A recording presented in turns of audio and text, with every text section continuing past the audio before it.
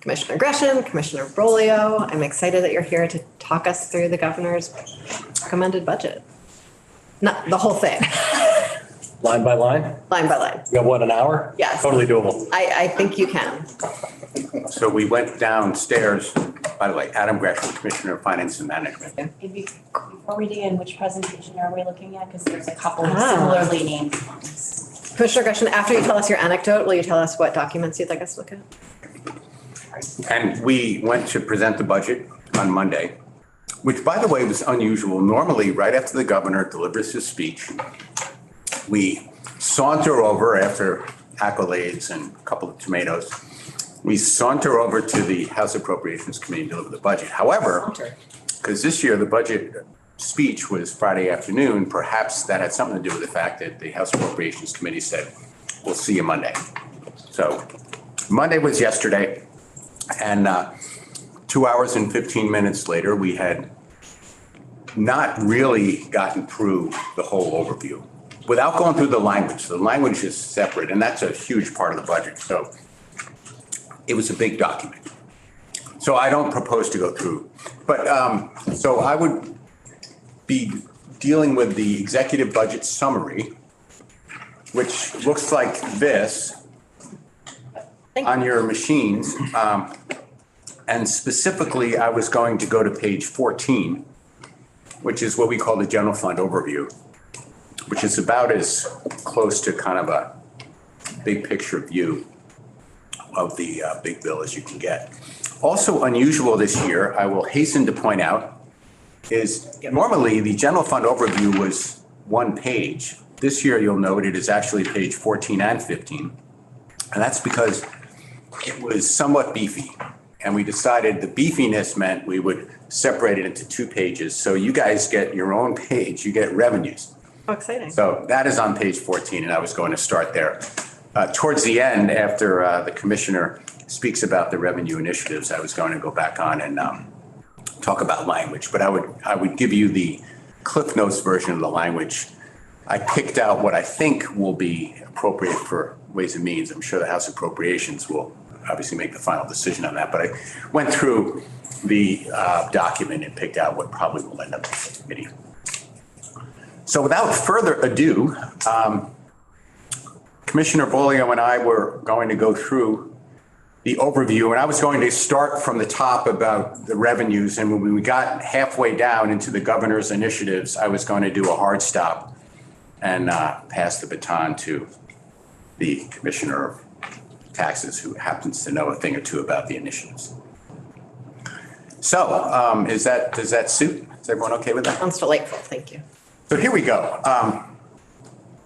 Our first step always is to look at what the emergency board is forecasting to be our top line revenue number. And this is money that comes in and is available to the general fund. I would mention, though, what's interesting to note is what is available to the general fund is not the entirety of the general fund revenue, as this committee knows, because roughly a little under $600 million of that goes to the education fund, which, sales tax is considered general fund revenue. Another small portion in meals and rooms goes to the ed fund. So this is available to the general fund, but it isn't actually the total amount of revenue that comes in through his shop. So we start with $2.023 billion. To that, we add property transfer tax. And that is one of the sections I suspect that will come to this committee, although I think they typically have sent it to House General for Representative Stevens to beat me up about it a bit, and then it probably does come back here. But so there is a statutory language in Vermont statute that has the specific distribution of the property transfer tax. This year, it's $62.4 million in total. And that is, they take a little bit off the top for debt service on a bond that was issued a number of years ago, $2.5 million of debt service. They also take some off the top for Commissioner Bolio's shop. The remainder is divided into a number of different transfers, and one of which, 50% of the revenue goes to the Vermont Community Housing Board. Housing I was and. going to say Housing Trust, actually. VHCB, Vermont Housing and Conservation. I should know that by now. VHCB. So, and then there's 17% to the Municipal and Regional Planning Trust, and I forget what else, but I think those are the two. Oh yeah, there's some that goes to the Vermont Geographic Information Service and the like. So years ago, the administration, and I don't remember which administration it was, started to not withstand that language and give the VHCB and the Municipal and Regional Planning Commissions a straight appropriation. And then excess money over that appropriation was swept into the general fund. And we have kept that tradition. So this year, we're sweeping an additional $23 million into the general fund. That becomes part of our base revenue. We were just talking about using notwithstanding language regularly in the education fund, and I would say this is probably one of the most common places we use notwithstanding language in I would agree with that. the general fund. I would agree with that. So who knows what our housing landscape would look like if we had actually spent all of that money on housing as it was originally intended. Or what kind of capacity we'd have in our small communities if our RPCs and the planning grant fund was adequately funded. Can you just convert this into like percents? So that 23 million, like what's the percent we're supposed to allocate and what do they actually get with their straight line appropriation instead of the? So I can probably make a reasonably good stab at that doing it in my head. If it's $62.4 million of total property transfer tax, $2.5 million is debt service. A little over 1.1 million goes to the current use administration fund. So let's just say there's $58 million left over.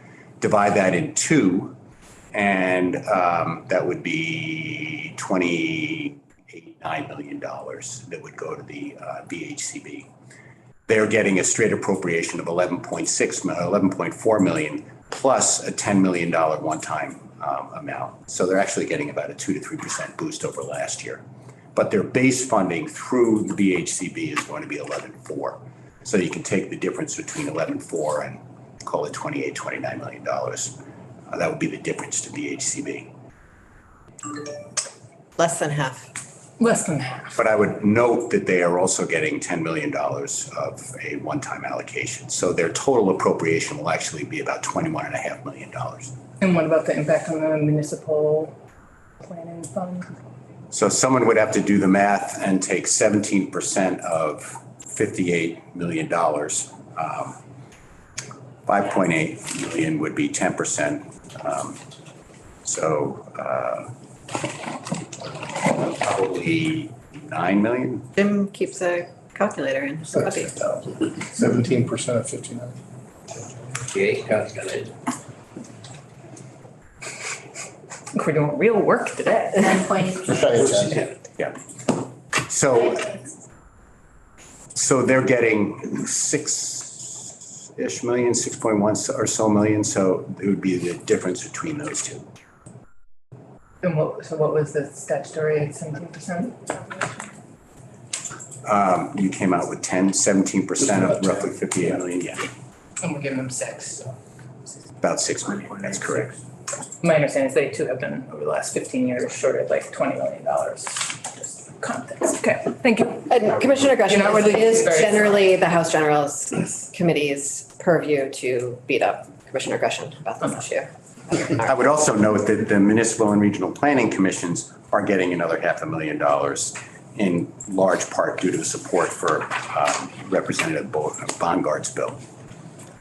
So there is additional money going there, but you're correct in that it's not coming from the traditional source as statute would direct it from the property transfer tax. We're getting this. So the 23 million that we are notwithstanding and bringing into the general fund, adds another, 23 million to our base revenue. And then there's a compilation of either reversions or direct applications that we make on a regular basis to the general fund. We take a little bit from human services, from their earned federal receipts. You see a very small amount for loan repayments to the various entities you see listed there. DFR and liquor and lottery, or actually liquor, not lottery. DFR and liquor are the two largest by far. application, 60 million on the behalf of DFR and another 21 million on behalf of liquor. The Attorney General settlements, so, every year the Attorney General is out there on behalf of the state, suing the bad guys and doing stuff. And that often results in settlement money. We reach out to them when we are constructing the budget and ask them to give us an estimate. They typically guess low, and they typically come in higher, which we will recognize in budget adjustment. Historically, it's been in the 2 million range. This year, it's a little lower for reasons I can't explain. But we do take in extra revenue from the Attorney General, which becomes part of our base revenue. Similar story for unclaimed property. That actually is a department in the State Treasurer's Office. And we asked them for an estimate on what they think they will get. Last year, they guessed about $3.5 million low.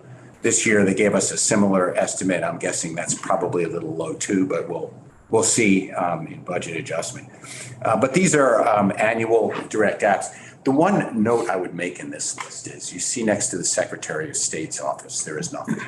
This will be the first time that I can remember, certainly the first time that in my tenure as commissioner, but maybe the first time I've ever seen it where there's no direct app from the Secretary of State.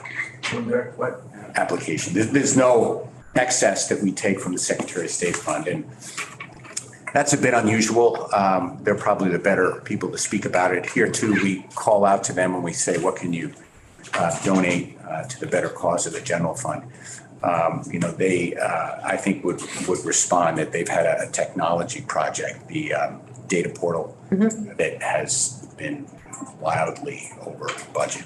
And they're actually coming in later this week to talk to us. So that's a net, subtraction from the general fund. Normally, historically, that number is between $2 and $3 million. So when you add the direct apps and the reversions and transfers to the property transfer tax and the e-board forecast, the total comes out to be $2.135 billion. And that is what we bring to bear of base revenue. And it is that we are subtracting a certain sum of money due to initiatives that the governor has put forth that have a revenue component to them. And I thought I would hand off to the commissioner on my right, and he can be more articulate about them. Yeah, thanks, Adam. Craig Bolio, Tax Commissioner. I'm going to work from my own list, not Adam's list, and I'm going to hope I hit everything on Adam's list. Yeah, we'll see about that. So I think my presentation is a PowerPoint titled Governor's Recommended Budget Revenue Provisions. Perfect. I didn't print the title page to try to save paper and then couldn't remember what I put on that title page. So I'm glad I got it right. It seems to be a theme from your department, and maybe I appreciate that you all are trying to Saving paper? But maybe Yeah. use a little more paper. So I'm going to start on the second slide titled Governor's Recommended Budget Tax Reduction Package. So as part of his budget, the governor is putting forward a tax reduction package this year. It's building on the great work that was done in Act 138 last year. And I think that there are three main provisions in it that deal with state revenues that I think this committee will be very familiar with and are areas that we've worked together on before. And then there's also a more unique opportunity to provide a federal tax cut for a portion of constituents that actually gains the state revenue. And the Joint Fiscal Office did an issue brief on that and estimated that there could be as much as $10 to $20 million of federal tax savings there available for Vermonters. So I'll actually start with that piece on the next slide titled Pass-Through Entity Tax and Salt Cap Workaround. As I'm sure this committee is familiar with, the Tax Cuts and Jobs Act, a federal tax bill from 2017, limited the amount of state and local taxes that could be deducted on personal income taxes federally to $10,000. That's been called the SALT deduction and the SALT cap. States generally love the SALT deduction, right? It means that the federal government is subsidizing a portion of a state's tax capacity. If taxes go up in a state, it means the federal government is paying a portion of that. So states worked very quickly and very hard on getting around this cap. There were a few attempts. The one that I think that got the most press and that I'm most familiar with is some states wondered if perhaps they could call state tax payments charitable contributions to the government so that they could be deducted as charitable contributions on a federal tax return. The IRS quickly said, no, you cannot do that. And so states went back to the drawing board and they came up with another structure that I'm here to talk about today, which is a pass-through entity tax. And that has actually been sanctioned by the IRS as an allowable structure. So generally speaking, and I would note that this is the most complex of the proposals in the governor's package. So I don't have every detail with me today, but I'm hopeful to intrigue you folks enough to come back and really get into the weeds of this. But generally speaking, pass-through entities like partnerships and S-corps don't pay taxes at the entity level, right? That's why they're called pass-throughs. And so the income passes through to generally individual income taxes, and the taxes are paid there where this SALT cap exists. And for folks who have not done a deep dive on pass-through entities yet, we are going to have a primer on pass-throughs tomorrow or the next, sometime this week, before we get to really dive deeper into the conversation. Thank you, Madam Chair. Yeah, so what this structure essentially allows is that states could create an opportunity for these entities to pay state taxes at the entity level, where it is fully deductible at the federal level with no cap. And ostensibly work around the $10,000 SALT cap on the personal income tax level.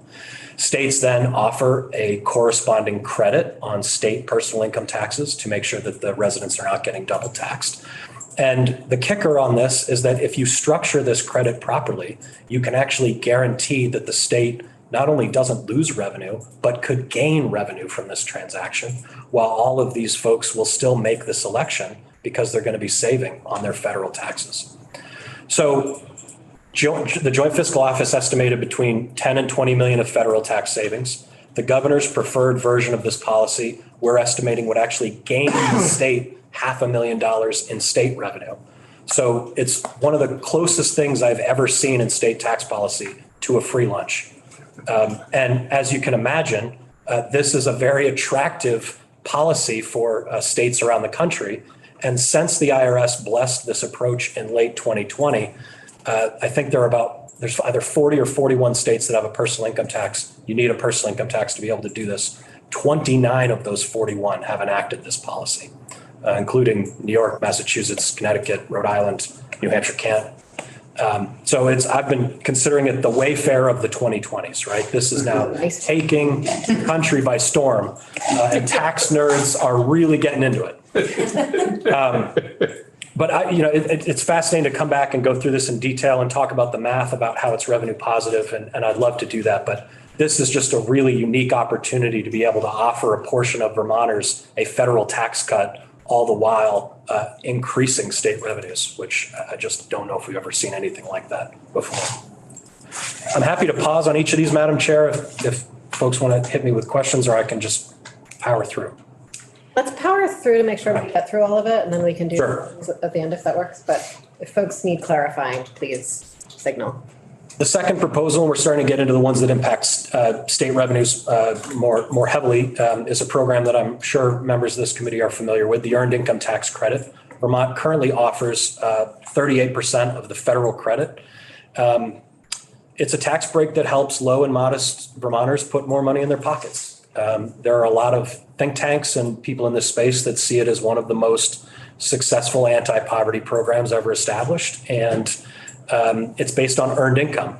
So it helps enhance participation in the workforce. This is a program that the governor is very interested in expanding. There's about 30 states, I think, these days that have some version of their own earned income tax credit. It's very complicated around the state. Some of them use a percentage of the federal credit. Some of them calculate their own. Some are refundable, some are not. Refundable meaning if your credit is larger than your tax liability, you get that difference back. That's very important in earned income tax credit because it is generally going to lower income taxpayers who do not have high tax liabilities. So if you look around the country, you might see, I think South Carolina, for instance, has 80% of the federal credit, but theirs is non-refundable. So I would argue that it's less impactful than Vermont's. However, I do think that there are 3 jurisdictions around the country that have a more generous earned income tax credit than Vermont, while having similar eligibility thresholds. DC recently expanded theirs, I think tax year 22 this year I think it even. was after us that they did that. It was after us, yeah, but it was, yeah, so it was tax year 22, but they're at 70% of the federal credit fully refundable. Maryland also has generally federal eligibility, except for those who are do not have qualifying children. They offer 100% of the credit, but they have a very weird calculation where they offer 50% of the credit until it becomes refundable, and then they offer 45. I don't know why they change it, but they do. And so I would ostensibly argue that they have 45% refundable. And then New Jersey has 40% refundable, not available to those without qualifying children. But a point of interest that I would make for the committee is in Vermont, about 95% of the money that goes to recipients for earned income tax credit goes to those with qualifying children. And so I'm not going to follow the guidelines that I just set up a minute ago. 'Cause Sure. I have a specific question about this.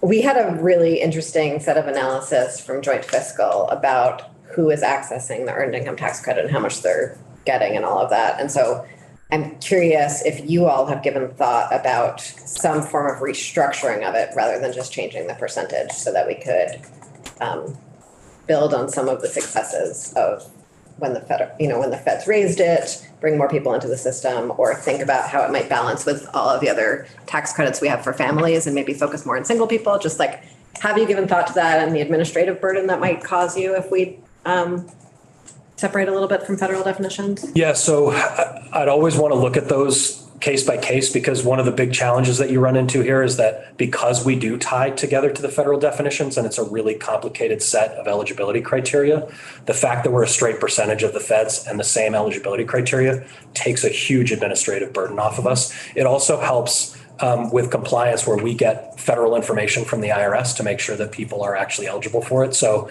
I guess my answer is it would depend on what that restructuring looks like. But always happy to take ideas and think about them. That program to expand to 45% of the federal credit would be a base revenue impact of $5.25 million annually. The next program is an expansion of the existing Social Security exemption.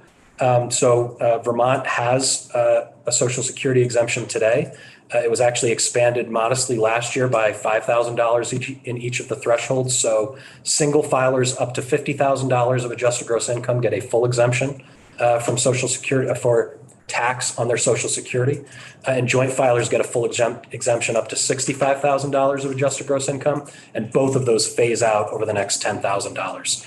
So there's a couple of points that I think are worthwhile to discuss here. The first is that 39 states either fully exempt Social Security or don't have state income taxes. That includes Massachusetts, New Hampshire, and New York.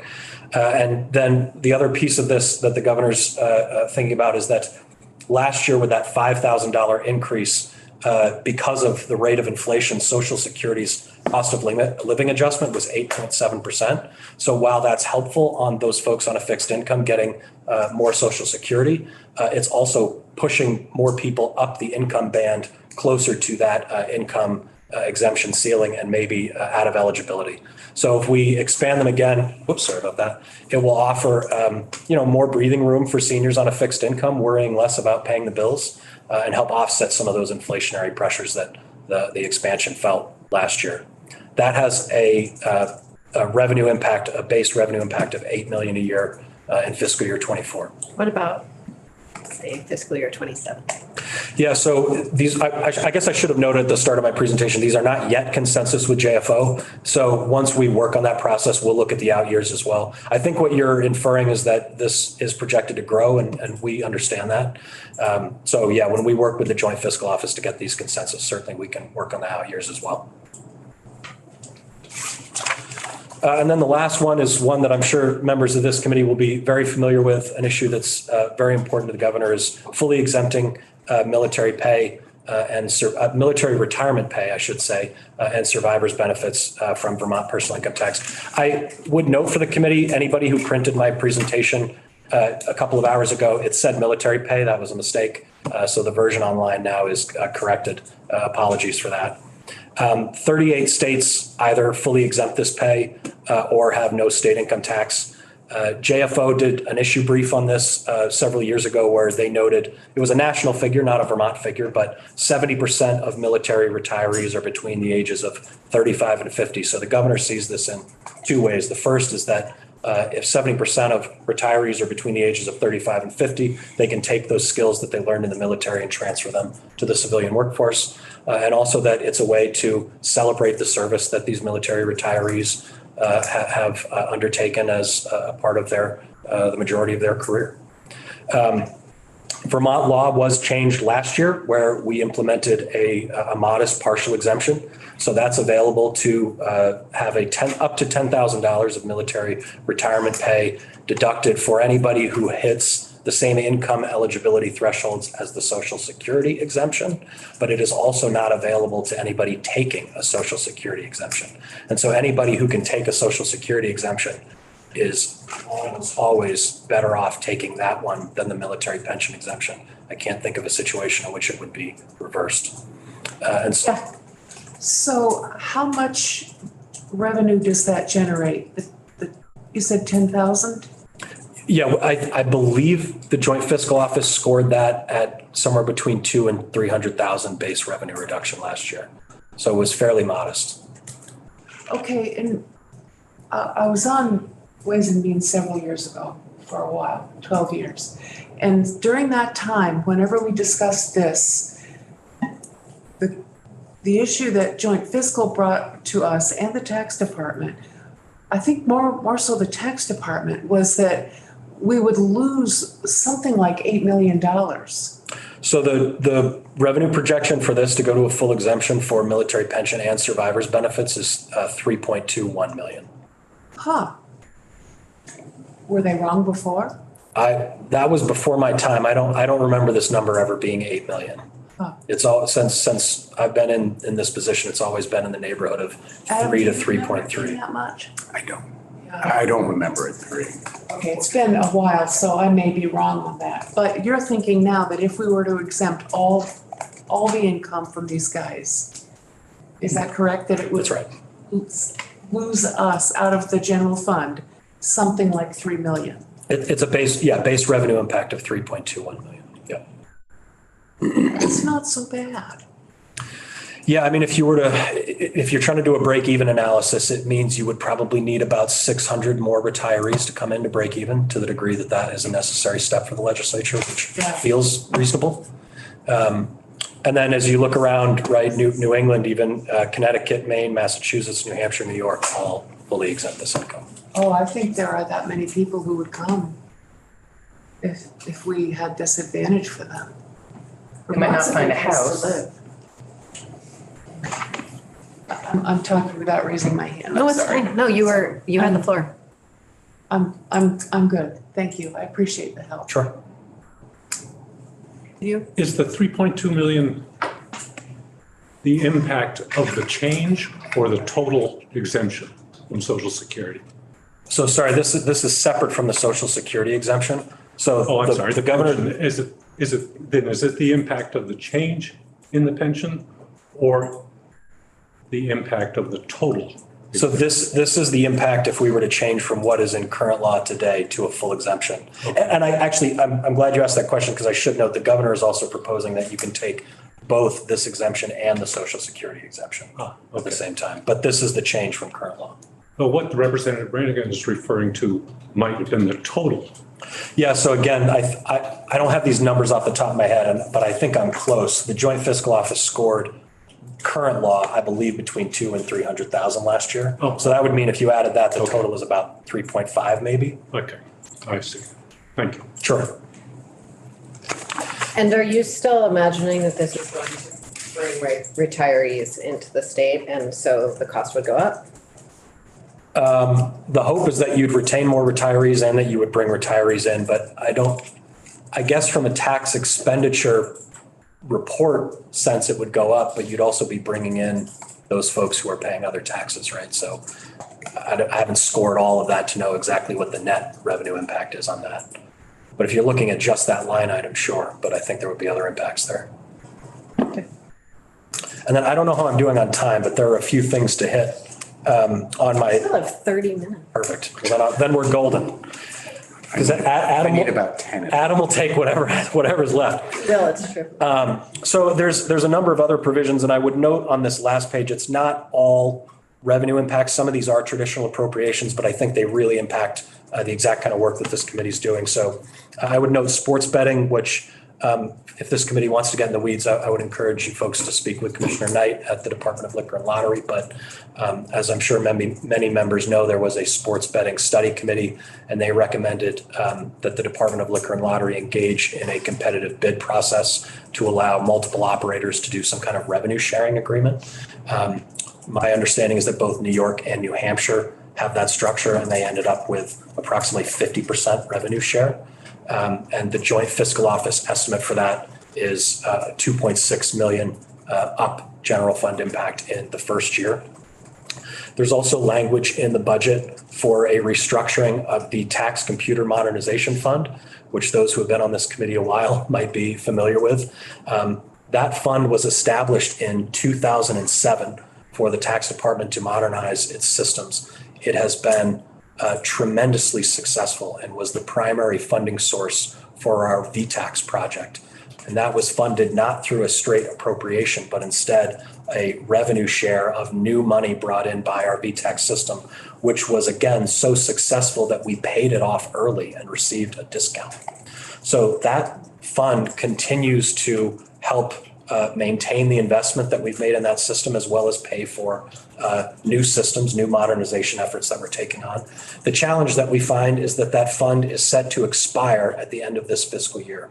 It has also been handled for the last 10 plus years through a series of amendments in session law and multi-year appropriations. So the department's proposal here, which again, I'm happy to jump into more details on, is to let's bring it into statute so that it's not a series of amendments in session law. Let's make it part of the normal annual budgeting process so that we can talk about it like we do with other special funds, and then restructure the funding formula to move away from what is today a share of compliance revenue to a share of overall revenue collected by the department. And we think that this proposal will make it sustainable so that we can continue to make these investments in the systems that are one of the key reasons we've been able to have such high service levels over the last many years. I think one of the big lessons for me from the pandemic was that, as if we, in the case we didn't know it already, that we need to continue investing in IT if we want to have a functioning IT system. Is the language for this It's on page 22 of the language. in the budget language? Okay. Yeah, page 22 of the language document. If I'm hearing you right, though, Commissioner, it is restricted, that particular proposal is limited to the IT fund for the benefit of the tax department only. This specific fund is for the tax department, that's correct. So Yeah. the other needs Yes. come from another. For context, I knew we were talking about the tax department. I mean, just for context, though, every department and agency budget has IT expenses. Tax is in the luxurious position of having a revenue source for that, which is not the case in most other departments. So we budget for it. So absolutely, this would be for tax, but other departments are budgeting for their nooks and crannies. And there's a technology modernization fund that we set up last year. You guys may remember that you put in the budget a $50-some-odd million technology modernization fund. You'll note that in this budget, there's a $15 million transfer into that fund to continue the good work it's doing. So we're aware of that. My experience over COVID was the Labor Department and its needs, obviously. And so to the extent to which some of the benefits that befall to tax can both meet their need and rescue some of the other would be just wonderful. Good terminology, rescue. There's actually a large appropriation made to DOL precisely for that reason. Here's an anecdote. When I was in college, you could study two computer languages. One was Fortran 4 and the other was COBOL.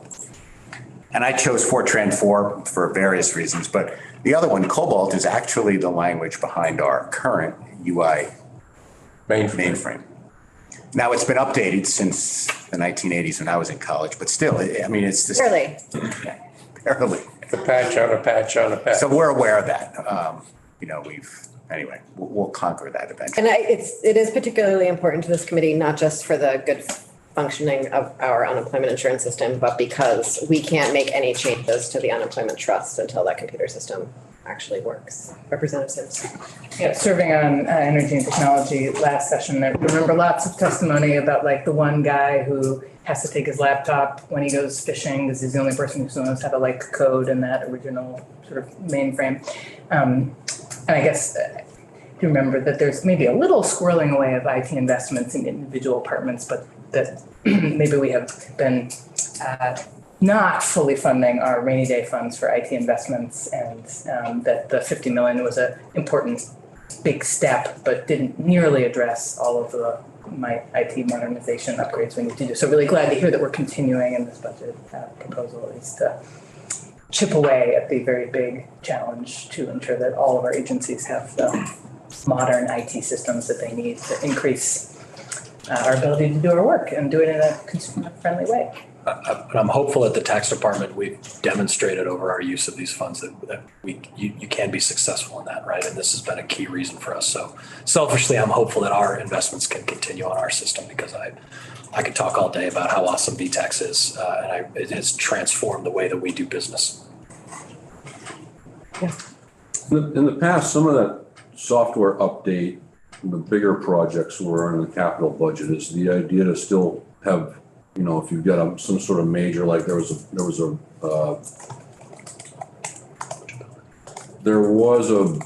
budget, I think, for something in the capital budget for Agency of Human Services for all of their program applications to be done through one simple portal, and I think that was in the capital budget back in the previous biennium. But is the idea that no more of the software in the capital budget and it comes to the general fund? That's correct. Okay, great.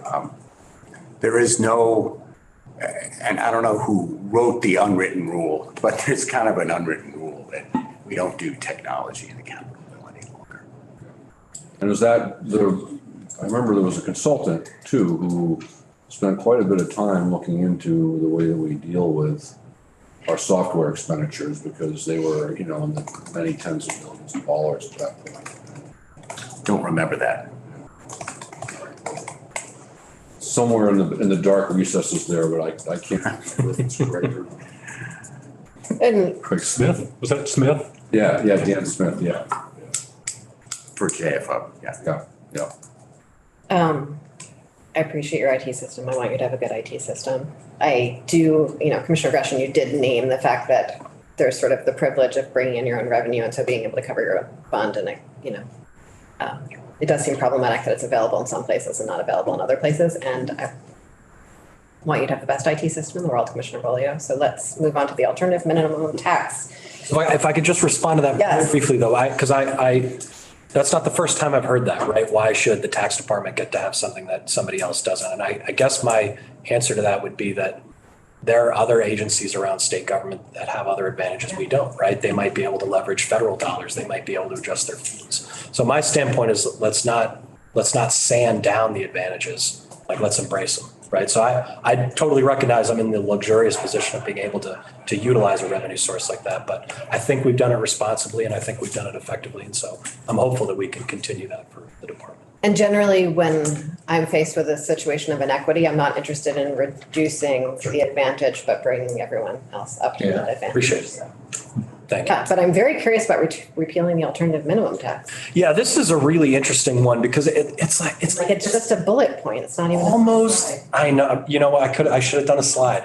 It's almost technical, but it's not quite, right? So the alternative minimum tax in Vermont personal income taxes was put in place years ago. I actually should know the exact year, but I don't. But it's kind of a relic of the time before the post Tax Cuts and Jobs Act reform, right? So when the Tax Cuts and Jobs Act happened, there was a substantial personal income tax reform in Vermont where we no longer recognized itemized deductions. The alternative minimum tax was generally put in place to make sure that those who were taking substantial itemized deductions were still paying, I believe it's at 3% of adjusted gross income. But because Vermont no longer recognizes itemized deductions, there's really two groups of people that are the lion's share of alternative minimum taxpayers now. The first are people with substantial medical deductions, which after the Tax Cuts and Jobs Act, the Vermont legislature put a standalone deduction in for Vermont that is, I believe, medical expenses less the standard deduction, less exemptions. And so my standpoint is, why not just use the framework that the legislature put in for medical deductions instead of this other tool?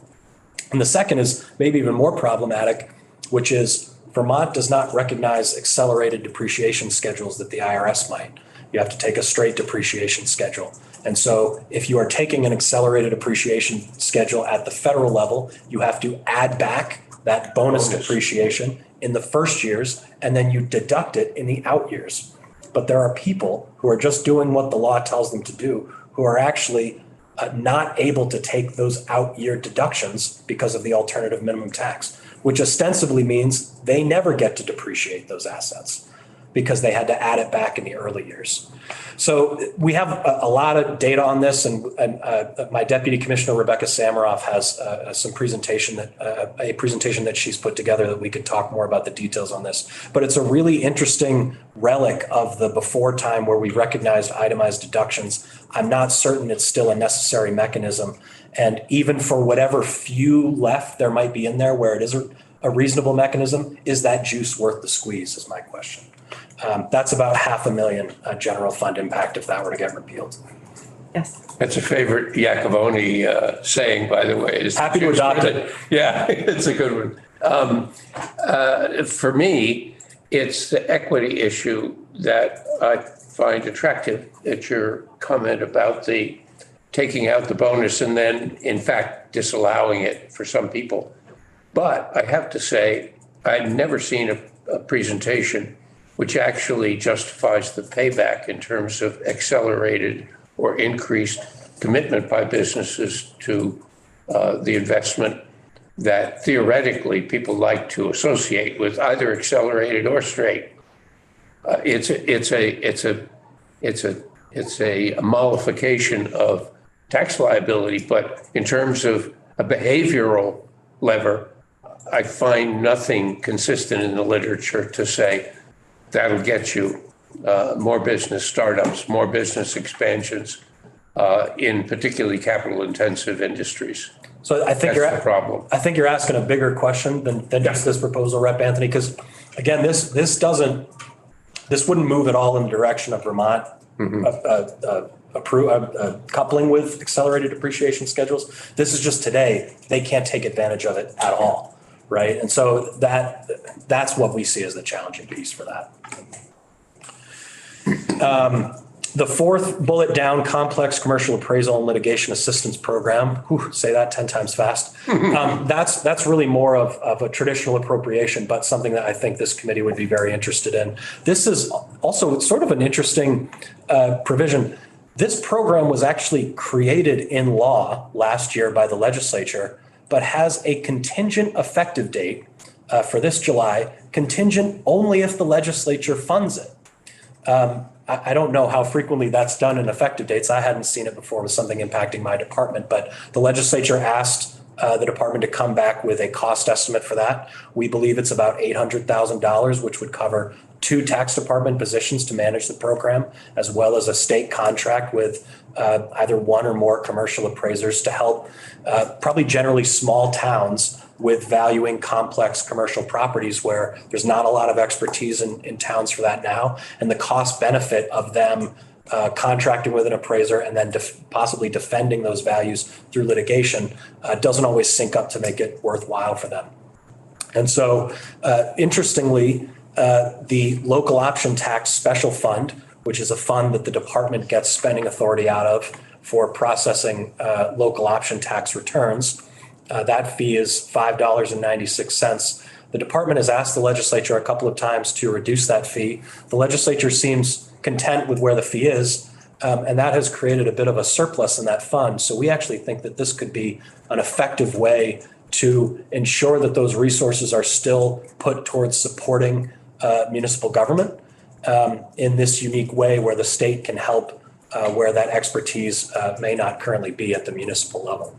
So that's an $800,000 a year I program. remember Jill Remick talking about how much she thought this would actually save the ed fund in the long term. I don't have that number off the top of my head, but I'm happy to get that. I want to expectations set that this is a modest start to this program, right? We think that 800,000 would allow the state to help with between 10 and 15 properties a year. So it's not as if this lets the state take over all commercial appraisal, right? This is us sort of seeing how it works, seeing what the benefits are, seeing what the challenges are, and then possibly talking about what the future looks like. But I'm happy to follow up on that, Madam Chair, if I can.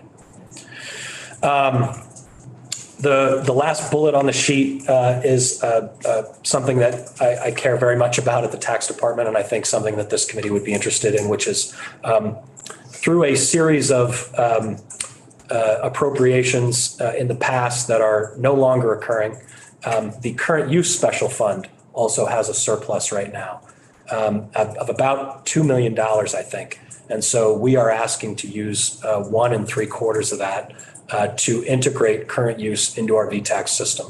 When VTAX was first scoped out, it was not intended to go into VTAX. We did not put it in the initial scope, partly because it was a property tax program and we were not certain how a new integrated tax system would handle a property tax program.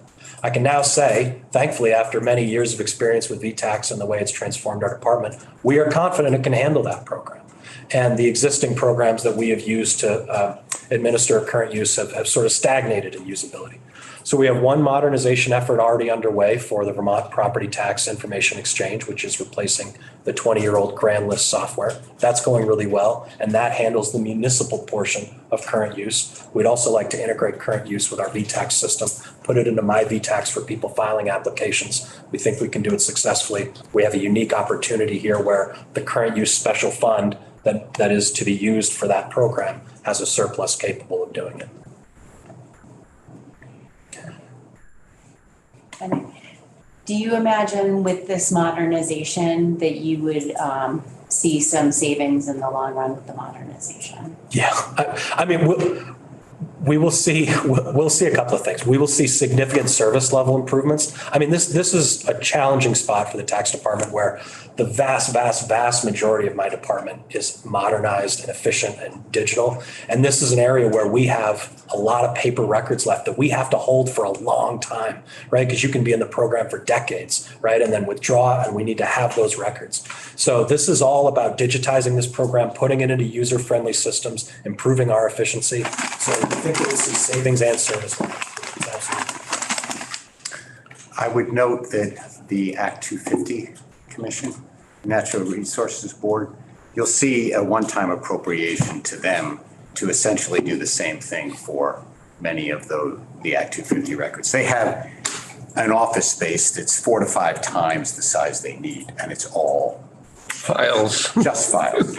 Because someone has a right, if they're buying a property, to ask for whatever or whatever paperwork there is, and that could be back 50 years.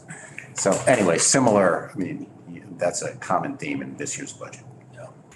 And one I realized that I did not put as a bullet on this oversight on my part is there's 155,000? 150,000 for a land value tax study. And this is a concept that is worth talking more about, but very complex, right? That in Vermont, property taxes are based on land, buildings, and improvements. And so this concept would be to have property taxes based solely or mostly on land instead, which might help incentivize development in certain areas. But as this committee knows, the education fund and property taxes are really complicated in Vermont. And so if we're going to move in that direction or consider moving in that direction, there are a lot of questions that would need to get answered. So there's a request for funding to contract to undertake a study on that to see if we can answer some of those questions, see what the cost benefits are for this proposal. We will have more time to talk about the land value tax at a future date. Representative Anthony, if you really want to dive into this water, you are welcome. I just want to know, if we don't follow in the footsteps of Henry George, would this be available to aid in creating land curves for communities, which for many communities is a bear of a task and part of the hurdles of reappraisal. I'm not sure that I can speak intelligently enough about the complexity of this proposal yet, but there's a number of folks on my team who are working on this, and I'd love to come back and chat more about it. And I think it's also important to know that ACCD, conversation is really, I think, more of a driving force behind this, and they would probably be the agency of jurisdiction to have it. Yeah, we've been more of a partner in that. I appreciate that clarifying point. DHCD. I did find one of Henry George's books on my bookshelf yesterday and thought about bringing it as a gift to you, Commissioner Bolio, but I didn't, and now I regret it. So there are a couple of other nuggets lurking in this budget. Two of which, or three of which, you'll see back in the governor's initiative page that I wanted to bring to your attention. One actually is on this page, but you will find it actually nowhere in the budget because it is the Home Health Agency provider tax sunset. The tax is actually due to sunset. So, we didn't have to do anything. We're just going to let it happen. But we do want to give you a heads up in case you may have something to say about that. We have a fair, we've had a lot of back and forth with home health agencies. They're in the same position as many of our providers. They're really struggling. The governor put this forward, it was not put forward by him, but he bought into the idea that one way we can help them is by allowing this provider tax to sunset. It's a little over $6 million. For some of the agencies, more than others, it would really be a shot in the arm. So wanted to bring that to your attention. The next one also. I think Representative Maslin had something. Yeah, trying to think on the provider tax. Isn't that one of the taxes that we impose a tax, we draw down federal funds and then we redistribute it? And if we allow it to sunset, what happens to the redistribution? There'll be some winners and losers, correct? No, the thought is, and that's right, if we didn't replace that money, the thought is we would replace that money with general fund, which is why you see it here as a revenue deduct. Okay. So typically the provider taxes have provided the state match. Now we're saying, well, for this particular case, not necessary, we'll pony up an additional $6 million of general fund. So. Okay, I want to learn a little bit more about that just because we dealt with it several times before.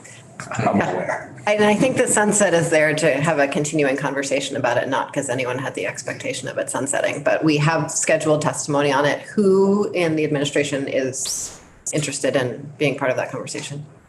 I'm assuming the folks at DEVA would probably be the best bet there. Certainly Agency of Human Services, either the central office or the Department of Vermont Health Access. You connect with Sorcia to make sure that he has the right person for us to be talking to. Thank you. Yeah. So that's one. Another, sorry. Go ahead, Adam. That's one. I'll come in next. I know. Do you have questions on the provider tax? Well, I remember 2 years ago, maybe, Jill Olson came in very briefly to talk to us about that because some of the people under her umbrella were winners and some were losers, and she was concerned. And before we dismiss it, I'd want to hear from Jill or the other people in similar situations who would say yes, no, or here's why. She's going to be here tomorrow at 1:15. What do you know? I know. The system works. She may or may not be aware of the provider tax sunset here, but. I think I'm sure she's aware of the. She with the. That you all. What? She's is it Vermont Nurses? Right, yeah, she would be aware. Pardon me. So there's also a small revenue deduction of $400,000 that results from a similar tale of woe, this one from the Center for Crime Victim Services, which is an organization that does good work with crime victims. They are funded predominantly by two special funds, one of which is called the Victims Compensation Fund. The other is called the Domestic and Sexual Violence Fund. Those funds in turn are fed by federal dollars in the case of Victims Compensation Fund, VOCA dollars more or less. And domestic and sexual violence is predominantly by fines and fees. Their revenue stream has been slowly but inexorably declining. They came to us with a suggestion that One of their smaller revenue sources is actually a $47 surcharge that consumers pay on traffic tickets and fines and the like. This is not on a typical ticket, but it's, for example, if you're stopped for speeding and you say, the heck with it, I'm not going to pay my speeding ticket. At some point, your license will be suspended and you'll go back with the tail between your legs and pay your ticket. They'll restore your license, but you'll also pay a fine. There's a $47 fine and surcharge that is tacked onto that to make you whole for basically for unpaid fines and tickets. Of that $47, $30 of that goes to the Victims' Compensation Fund and $10 goes to the Domestic and Sexual Violence Fund and $7.50 goes to the General Fund. So the Center for Crime Victim Services suggestion was, why don't we take that $7.50 that goes to the general fund and split it up amongst these two other special funds? I think that's actually a good idea. It's not a ton of money from the general fund. It's been actually a declining revenue source for the general fund too. And I think for the work they do, this would be a needed shot in the arm. So that is a $400,000 deduction that I suspect will cross through this committee also.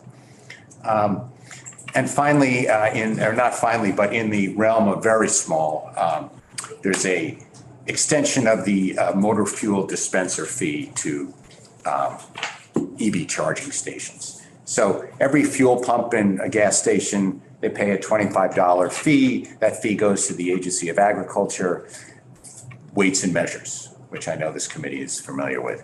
That fee helps determine that when you put in a gallon of gas in your car, you're actually getting a gallon of gas. This extension would extend that to electric vehicle charging stations. So that's, right now, there's a very small number of those in the state. We expect this will be a growing revenue source, but right now it would be about a $31,000 positive revenue source.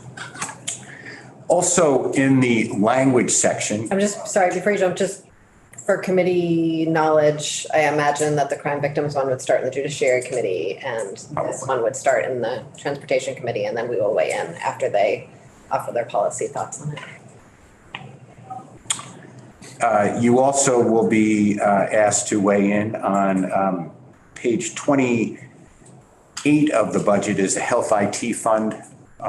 The Health IT Fund, as the committee is aware, is kind of the main source of vital funding, I believe. That sunsets this year. So there is a pushing out of the sunset request from the administration, as well as the funding source, which is the healthcare claims tax. So those two tax sources sunset this year. Our budget asked them to push out the sunset by, I want to say, 2 years. So you will see that in there. Also, this committee's favorite topic and the administration's favorite topic too, you'll notice, because it wouldn't be a budget without moving the Community High School of Vermont from the education, from the Department of Corrections back to the Education Fund. And that's something that we feel strongly about. I will acknowledge, have not been particularly successful with this committee, but I did want to let you know that we're hoping that a new year or a new thought process. Is the administration interested in expanding the community high school back to its previous levels of service in the communities as part of that move into the education fund? That may be a good discussion to get into. I mean, Well, that makes it different than last year. that may be a good discussion to get into.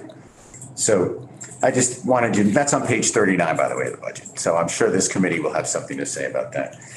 Also, you'll see, which may or may not come through this committee, there is an ask in our budget to set up a universal after-school and summer special fund, which normally might not cross this committee. However, you'll remember that the excise tax from the cannabis sales, 30% of that, is it 30%? No, the sales tax, this is what it is. The 6% sales tax on cannabis goes into the education fund. So our request is to set up in the ed fund a special fund called the Universal After School and Summer Special Fund that will do various things for after school programming. That is on page 40 of the language. In the education fund? Well, it would be overseen, the money would go to the education fund and then it would move into this special. And it would be overseen by the Secretary of Education. Secretary Smith. Not the Agency of Human Services. No, it would be, we consider this, after school, we consider part of the continuum of education. So the I Secretary. just know the subsidy for after school goes through the Agency of Human Services. That's why I asked, but we can have further conversations about that. Subsidy for, I'm sorry? The subsidy for after school goes through the Agency of Human Services. Yes. Yes, CCFAP. CCFAP, Yes, which correct. goes to Through school-aged CCFAP. children, yes. This would be, I think actually this is typically I think the focus would be on older children. But, for after school, CCFAP I think is more younger children. But We can we'll see. talk about it in greater detail another time, yeah. Anyway, this is, yes, sir, sorry. That's from the excise tax. This would actually be from the sales tax, although I'm talking off the top of my head. I think you're I right. think you're really talking off the top of your head a little bit. That you may be Much, right. that we should help you pull yourself back. I thought you were right. Well, the sales tax already goes to education. Yes. Yeah, but there was some 6%. specific language when the cannabis market was put in. Yeah, If I had the language in front of me, I could confirm that. Anyway, that's on page 40 of the language. And then finally, for your reading pleasure, on the second to last page, page 45 is a large, a good description of the capital expenditure cash fund. Again, I don't know who the committee of jurisdiction will be on that. But we are asking to codify that. That was set up last year. We are asking to codify a revenue source for that. That we're asking to be 4% of the prior year's general fund, taking a page from the stabilization reserve, which is 5% of the prior year's general fund. So we're asking to make it 4% of the general fund minus any debt service that we pay out. So this year, you'll notice in the budget that there is a $17.9 million transfer into that fund, which is the last year's total base appropriations of the general fund minus the debt service amount, which is, I think, $74 million. So the total we're moving in there based on this formula will be about $17.9 million.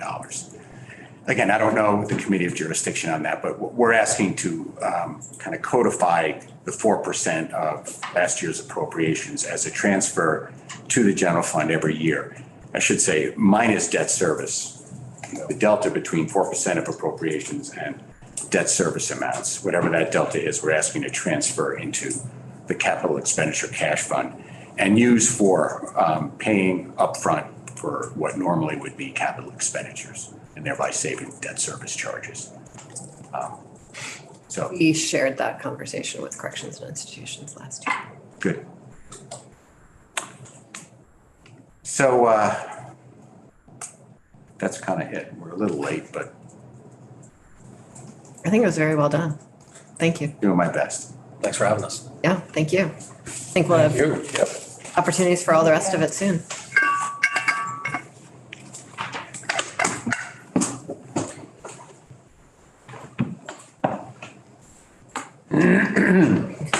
We are continuing on. You look like is that like I desperately want a break? Okay, we're gonna take a 3-minute break. And then we're gonna come back